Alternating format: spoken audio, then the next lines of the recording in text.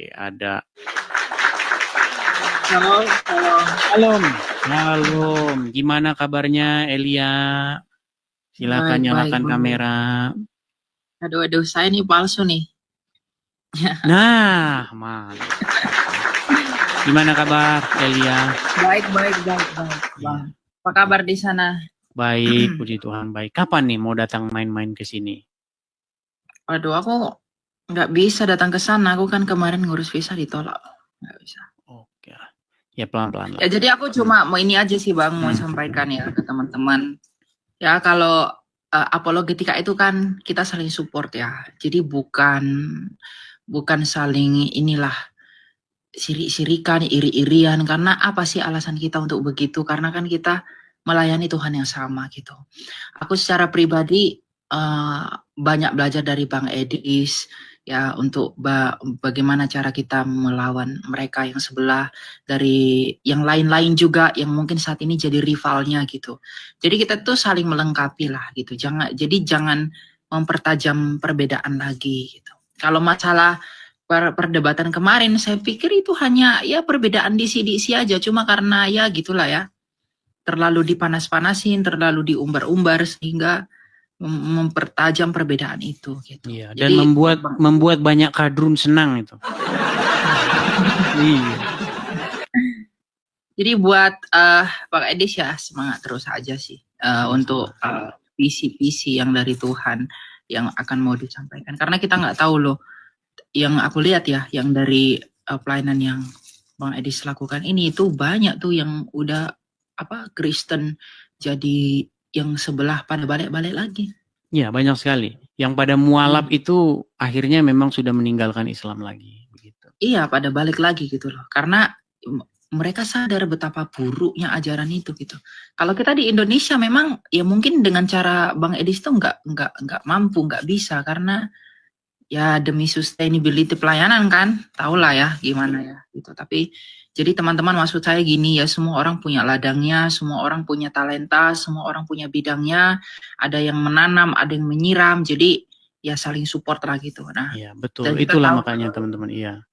prioritas yang penting mana gitu. Kalau Iya. teman-teman mau bantu dengan apa yang dilakukan Bang Edis ya silahkan gitu. Aku kalau banyak duit aku bantu nyokap Bang.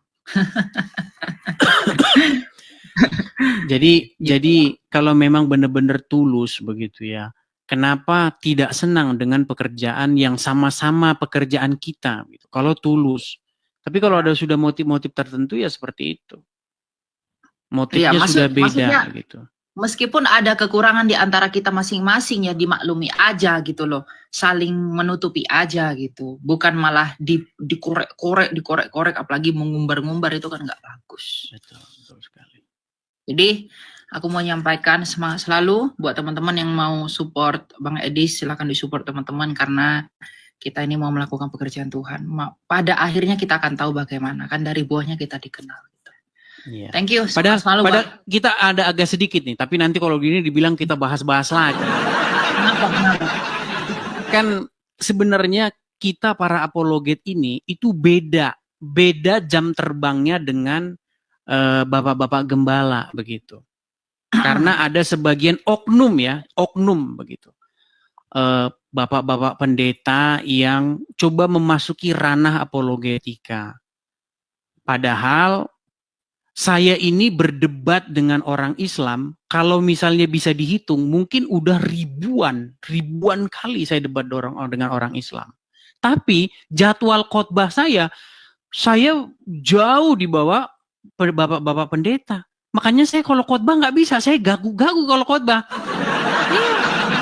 Jangankan khotbah, doa saja, mimpin doa saja saya gagu-gagu. Begitu, karena memang jam terbang saya tidak di situ.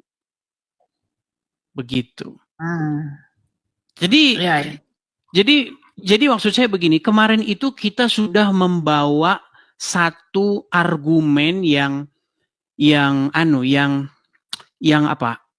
airtight itu ya. Maksudnya yang tidak ada celah bagi Muslim untuk menjawab gitu. Itu sudah, iya, kita sudah bikin itu satu bahasa yang bagus. Jadi Muslim nggak akan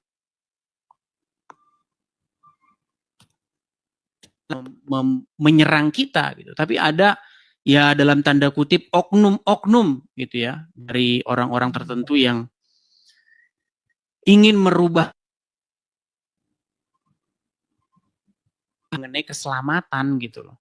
Kan kita sama sekali tidak membahas keselamatan. Ya, betul. Kita sama sekali tidak membahas mengenai bahwa ada rancangan keselamatan dalam salib itu. Kita sama-sama mengimani itu. Bahwa karya terbesar, seperti kata lagu, karya terbesar dalam hidupku, pengorbananmu, itu udah jelas, itu iman kita. Cuman kita bukan lagi bahas itu, konteksnya lagi debat sama orang Islam. Bertanya orang-orang Islam, siapa yang berkehendak ingin menyalibkan Tuhan Yesus? Begitu. Ya, Itu konteksnya, kenapa digoreng begitu loh. Paham. Ya, memang itu untuk menjawab itu memang butuh penjelasan panjang, Bang. Maksudnya, apakah itu nggak bisa rencana Bapa, rencana Allah, itu nggak bisa begitu. Karena kita harus melihat motifnya. Nah, tapi keadaannya El, pada waktu itu saya lagi sama Muslim gitu. Jadi tidak memungkinkan untuk menjelaskan yang panjang begitu. Iya, memang ya. Padahal di akhir itu saya jelaskan bagaimana Bapak merubah begitu atau membalikkan. Kalau cuma merubah saja kayaknya kurang tepat, tapi membalikkan. Jadi rencana iblis dengan rencana Bapa di surga itu selalu kontraproduktif. Ya. Betul. Ya, jadi motivasinya berbeda lah melalui salib. Itu kita juga punya ayat-ayat kan. Jadi Tuhan Yesus mengizinkan dirinya diperlakukan busuk oleh iblis itu karena dia ingin melakukan karya yang besar dari salib itu. Betul sekali.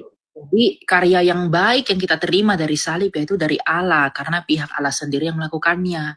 Tapi motivasi yang buruk melalui salib kepada Kristus itu nggak boleh disangkali itu dari iblis. Karena iblis yang ingin menghancurkan gitu loh. Jadi jangan pada akhirnya nanti kita sampai kepada pemahaman yang ya aku juga ngomong begini banyak orang bilang keliru kok tapi capek juga. Jadi ya udahlah gitu. Iya. Maksud saya gini, ini tetap kepada teman-teman ya, kepada teman-teman. Gini, kami ini udah biasa gitu loh di medan pertempuran, di medan perdebatan. Jadi kami ini sudah memilih diksi-diksi yang tidak menimbulkan celah. Begitu. Karena kalau misalnya Bapa dan Iblis punya sama-sama tujuan ingin menyalibkan Yesus, itu bukan paham kekristenan. Ya, begitu. Ya. Kalau motivasinya sama, ya itu bukan kekristenan. Iya. Seolah-olah Bapa dan Iblis saling kerjasama atau Bapa memperalat Iblis untuk melaksanakan acaranya. Rancangannya tidak, justru Bapak itu bukan mau memperalat, tetapi Bapak itu membalikkan rencana iblis. Itu contoh-contoh begitu banyak loh. Iya, contoh-contoh begitu dalam kehidupan kita sehari-hari itu banyak. Di dalam Bible juga ada. Misalnya seperti contoh yang menimpa Yusuf. Bagaimana saudara-saudara Yusuf itu ingin melenyapkan Yusuf. Mereka ingin membinasakan atau menyingkirkan Yusuf dari keluarga. Ditolak Yusuf itu oleh saudara-saudaranya. Tetapi bagaimana Tuhan Bapa di surga itu merubah rancangan itu. Rancangan jahat itu dirubah menjadi keselamatan. Berkat bagi banyak bangsa-bangsa. Jadi jangan dikira bahwa Bapa di surga yang merencanakan pembuangan Yusuf ke sumur. Bukan. Itu tetap saja rencana jahat. Dan Bapak itu rencananya tidak pernah jahat. Tapi bagaimana Bapa di surga menggantikan, merubah rancangan si jahat itu menjadi rancangan keselamatan. Betul. Kita kasih contoh juga nih, misalnya Bang, kalau Elia saya panggil Bang juga salah sih ya, karena umur masih di bawah saya juga ya. Misalnya Elia ini punya satu rumah. Rumahnya gubuk yang reot misal. Memberitakan Injil di situ, di gubuk yang reot itu. Orang nggak seneng nih, dibakar. Nah, tujuan membakar ini apa? Tujuan membakar ini kan untuk melenyapkan rumah itu, untuk melenyapkan tempat pemberitaan Injil itu. Tapi karena Elia memegang teguh firman Tuhan, dia tidak membalas kejahatan. Dia teguh memegang firman Tuhan. Akhirnya apa? Akhirnya banyak orang simpati. Dibangun rumah itu yang tadinya gubuk reot, dibangun jadi rumah besar. Itu contoh bagaimana Tuhan mengganti rancangan iblis yang ingin membinasakan, malah kebalikannya. Jadi iblis itu kalau menghadapi orang-orang yang beriman, iblis kalau menghadapi orang-orang ini, itu malah jadi senjata makan tuan bagi dia. Ya, ya. Begitu. Jadi salib itu digunakan untuk melenyapkan Tuhan Yesus, tapi justru salib itu malah menjadi kemenangan. Ya, Begitu. ya. Itu bukan cuma Bang Edis yang ngomong gitu ya teman-teman. Jadi ada juga Bapak Gereja mengatakan begini di Ortodoks kalau nggak salah. Dia bilang begini, penipu telah tertipu oleh tipuan sendiri. Jadi si iblis ini itu berpikir bahwa dengan membumbun Yesus, Yesus kalah. Tapi ternyata karena mereka lihat, oh Yesus ini lemah, Yesus ini kayak puasa, haus, lapar lah. Tapi ternyata itu seperti ikan makan umpan. Dia lihat cuma ikan doang dimakan nggak apa-apa. Ternyata ada kail yang mengaitkan dia. Artinya apa yang dia lakukan, yang dia pikir enak, itu ternyata membuat dia bahaya. Iya, makanya kontraproduktif begitu. Dia pikir itu jalan untuk melenyapkan, ternyata malah menghabisi dia sendiri gitu loh. Iya, betul. Begitu. Makanya iblis itu yang tadinya berpikir melalui salib dia bisa menelan Kristus, justru Kristuslah yang menelan, menginjak kepala iblis itu melalui salib itu. Karena iblis itu malu dengan salib, maka muncullah ajaran Yesus tidak tersalib. Nah, itu sekarang yang kita hajar gitu loh. Iya, gitu. Jadi jangan kalian bilang saya sepakat dengan Juma. Sejak kapan saya sepakat dengan Juma? Enggak. Lihat penjelasan saya sampai akhir gitu loh. Betul. Begitu. Jadi sekarang ini yang kita lawan itu seperti itu. Melawan sebuah ajaran penghinaan terhadap karya terbesar Tuhan kita, yaitu wafat di kayu salib. Kematian Sang Mesias di atas kayu salib itu karya puncak itu. Makanya dia katakan telah selesai. Itu karya puncaknya. Begitu. Jika orang berkata bahwa Yesus tidak mati di salib, itu penghinaan yang luar biasa. Gitu. Kepada karya Tuhan Yesus itu. Betul. Dibilang Tuhan Yesus kabur dari salib. Kayak nabi tetangga yang pengecut. Nggak bisa begitu. Tuhan Yesus justru menggantikan di atas salib lah. Tuhan Yesus menggantikan ketidaktaatan kita melalui ketaatannya. Karena kasihnya. Mengapa Yesus dikatakan taat di kayu salib? Karena dia mau taat mengikuti kehendak Bapa. Karena Bapa tahu melalui keinginan jahat iblis ini, Bapa ingin menginjak iblis itu melalui rencana busuk iblis sendiri. Iya, seperti itu. Jadi marilah kita pahami Bible kita. Bible kita ini bukan omong kosong barang tidak berharga gitu. Ada satu keselamatan besar di dalamnya. Seperti itu. Bagaimana kita itu harus hidup. Tuhan Yesus itu mengajarkan hidup ketaatan kepada Bapa. Gitu loh. Dan iblis nggak seneng itu. Iblis tidak suka model atau gaya hidup seperti Tuhan Yesus. Nggak seneng. Taat, nggak seneng. Makanya iblis tuh berusaha membinasakan, termasuk menakut-nakuti dia dengan hukuman mati itu, salib itu. Apa Yesus takut? Enggak. Ya, waktu Tuhan Yesus berdoa di Taman Getsemani, ya gentar. Tetapi dia berkata, bukan kehendakku yang terjadi. Ya. Dan iblis juga berusaha mencoba Yesus kan dari padang gurun setelah dibaptis lah segala macam. Jadi memang motivasi iblis ini selalu ingin menghancurkan Yesus teman-teman. Karena dia bawa kebenaran. Dia lahir aja pengen dibunuh. Dia melayani aja mau dicobai. Bahkan pada akhirnya dia mau ingin menghantam Yesus dengan salib. Tapi justru Yesus kan dikatakan dalam Filipi yang walaupun dalam rupa Allah, ia tidak menganggap kesetaraan dengan Allah. Di Ibrani sebagai juga milik yang dipertahankan. Ya, di Ibrani juga dikatakan, ia juga mengalami kelemahan-kelemahan seperti kita. Ya artinya Tuhan Yesus ketika datang ke dunia ini penampakannya seperti manusia biasa. Dan itu iblis tuh tertipu. Mereka berpikir, wah ini manusia biasa nih, ini nih, aduh lemah nih pastinya nih. Ya sekalipun mereka lihat Yesus bermujizat dan lain sebagainya, karena menggeser posisi kuasa-kuasa ahli Farisi, maka itu kesempatan iblis untuk menghancurkan Yesus. Tapi ternyata mereka tertipu.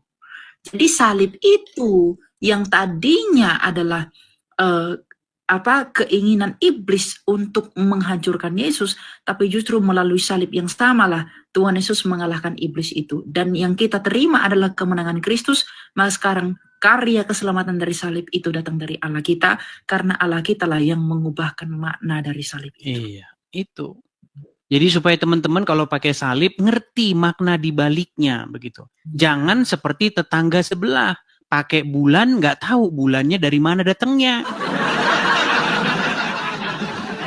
Gitu. Kepala Dewi Aprodit. Iya. Jadi maksudnya supaya begini teman, inilah kami para apologet itu teman-teman. Kami ini punya jam terbang begitu. Jadi kami ini ngerti kok. Kami akan mencari sebuah diksi, kami akan merangkai sebuah kosakata di mana bangunan kosakata yang kami bangun itu tidak bisa ditembus oleh pertanyaan-pertanyaan selanjutnya. Gitu loh. Itu yang kami lakukan, teman-teman. Jadi yang bukan apologet, oknum-oknum pendeta, ya khotbahlah di gereja, itu kan bagus juga, itu pekerjaan Anda begitu. Saya malah senang kalau Anda khotbah, saya malah dengerin gitu loh. Aku juga khotbah di gereja, Bang, karena aku tiap hari Minggu tuh ada khotbah di gereja. Cuma gini, kalau aku berhadapan dengan dengan ya sebelah itu, dengan aku berhadapan dengan jemaat itu beda apa yang mau disampaikan gitu loh. Yeah. Jadi caranya itu mengkontekstualisasikan pesannya itu beda, meskipun intinya sama gitu. Menurut aku gembala-gembala atau para hamba Tuhan saat ini pun ya kebanyakan sih mengerti dengan apologetika kita. Cuma ya tahulah ada orang yang menentang dan lain sebagainya. Yang pertama, karena memang punya doktrin yang berbeda, itu yang pertama. Oknum, yang kedua, oknum. Iya, oknumnya itu punya doktrin yang berbeda dengan kita, ya enggak masalah, enggak apa-apa. Tetapi yang kedua juga ada yang memang dengan niat yang lain-lain lah gitu. Tapi sekalipun kita memang berbeda pandangan, berbeda dogma dalam hal memandang penyaliban itu, misalnya katakanlah begitu, itu enggak kita jadikan untuk alasan kita berpecah dalam semangat apologetika kita. Apalagi kita sama-sama berapologet juga. Tapi harusnya saling mediasi, saling tanya. Jadi akhirnya salah paham. Jadi enggak mengedepankan ego untuk, oh ini nih gua nih, ini nih enggak. Tapi diharmonisasikan gitu loh. Ini mana nih, kenapa dia bisa ngomong begitu, kenapa aku ngomong begini, dipertemukan nih apa yang menjadi masalahnya gitu, bukan yang terus dibahas sampai nggak selesai-selesai, padahal intinya udah selesai. Iya, mungkin ada motif-motif tertentu, nah ini yang kita nggak boleh teman-teman. Ya, artinya apa? Besi menajamkan besi, manusia menajamkan sesamanya, maksudnya begini, kalau ada satu pendapat yang tidak ini, marilah kita jadikan itu sebagai gerakan kebangkitan iman, gerakan kebangkitan membaca Bible kembali. Tapi motivasinya jangan sampai motivasinya itu sudah lain, ngerembet kemana-mana. Ya. Begitu. Kalau motivasinya sudah ngerembet kemana-mana kan berarti ada yang tidak beres di hatinya. Begitu. Ya, orang salah paham dengan kita ya nggak apa-apa. Saya juga mulai melayani 2 tahun lalu itu banyak disalahpahami. Tapi pada akhirnya kalau kita tulus, Bang, kalau kita benar-benar ingin menyampaikan yang Tuhan sampaikan, atau yang benar-benar yang benar itu yang kita sampaikan, sekalipun orang lain salah memahaminya, nanti Tuhan sendiri kok yang akan menunjukkan itu gitu. Aku udah alami itu. Mudah-mudahan lah ya. Ya, jadi semangat terus ya Bang ya. Aku mau sama-sama, semangat juga El, semangat juga. Ya, thank you teman-teman. Sama-sama. Ya. Oke, ya itulah teman-teman. Jadi teman-teman